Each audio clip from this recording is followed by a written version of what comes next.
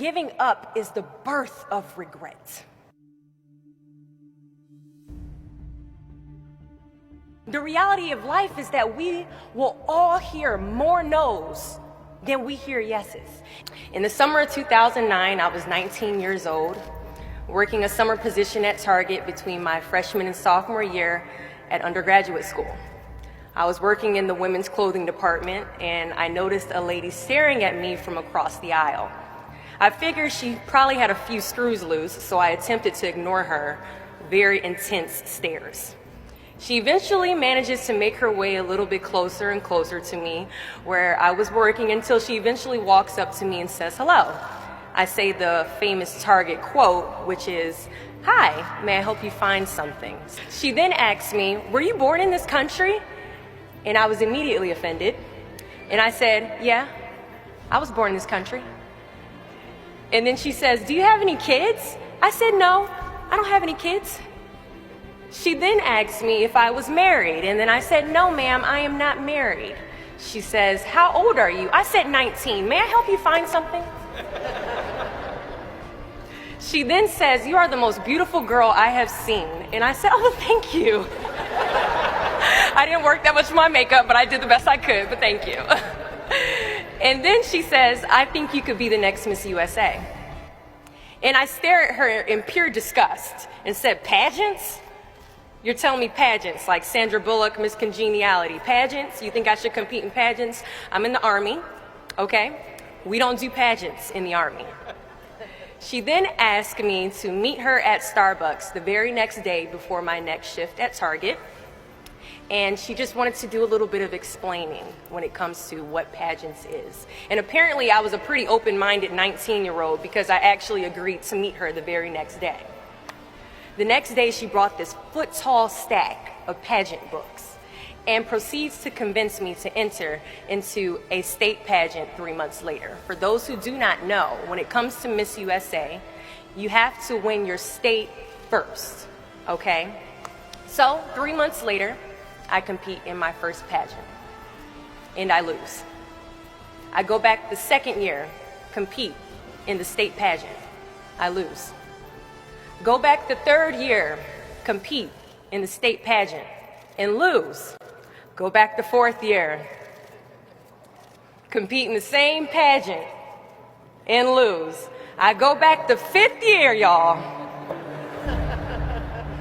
compete in the state pageant and lose. But guess what? I go back the sixth year. Guess what happens? I lose.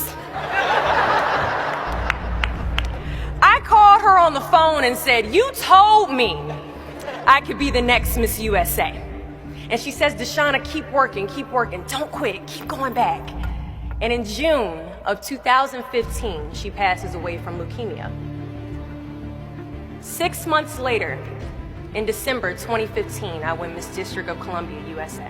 And 6 months after that, in June of 2016, I become the first soldier to win Miss USA. Giving up is the birth of regret. Giving up is something I did a lot of growing up, and I don't think I really challenged myself to stick anything through until I joined the track team in middle school. I remember having to ask my mom after tryouts and making it to the team for my very first pair of track shoes. Now, at the time, she walks into our house and she has a bag that has a nice Nike check sign on it. So I get excited because I wasn't getting new shoes very often. I go to take the shoe box out the bag and I notice that it says a size 9 on it. Mind you, in the 7th grade, I was a size 5. I open the box and I slide my feet into the shoe and I look at my mother and I said, "These shoes are too big." She says, "I know I did that on purpose."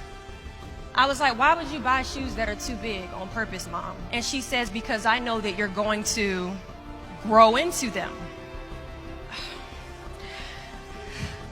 Coach has us line up on the starting line and he wants us to run a lap around the track. As we go to take off, I immediately fall to the ground, twist my ankle because the shoes are entirely too big. See, I couldn't run at the speed that I wanted to because I didn't fit the shoes I was wearing at the time. Now, many of us have goals we're trying to achieve, but the person we are right now is not the person that we need to be when we cross the finish line to our dreams. So we must walk and pace ourselves on this journey to our goals, because we haven't grown enough in ourselves to fit the shoes that we need to achieve our aspirations. At times, our purpose drops in our laps as if the heavens threw it by accident. I ask only one thing of you all today after you leave this building. Do not fear failure, but please be terrified of regret. As giving up is the birth of regret. After you walk out this door, you will receive 100 doors shut, slam in your face. You will have 100 moments that will be filled with someone telling you no, or telling you, thank you for your application, but we regret to inform you that we've chosen a different candidate for this job. You will sit in 100 different interviews and you will not get the job. The reality of life is that we will all hear more no's than we hear yeses. And we will fail a lot, and I mean a whole lot. But what I ask of you today is to not take no for an answer. Don't be afraid of no's. Be afraid of the possibility of a yes that you have prematurely destroyed because you decided to quit before the clock strikes 12. You can ask anyone, friend, family, anybody. I love a good no. Please tell me no. Telling me no is like adding fuel to a fire that is now set ablaze because of your single no. I love additional reasons to work harder. Please give me a reason. So today I challenge you to fight, to work, to not stop here, to believe so heavily in your aspirations that you too will not fear the word no, but instead you will choose to welcome it. Thank you.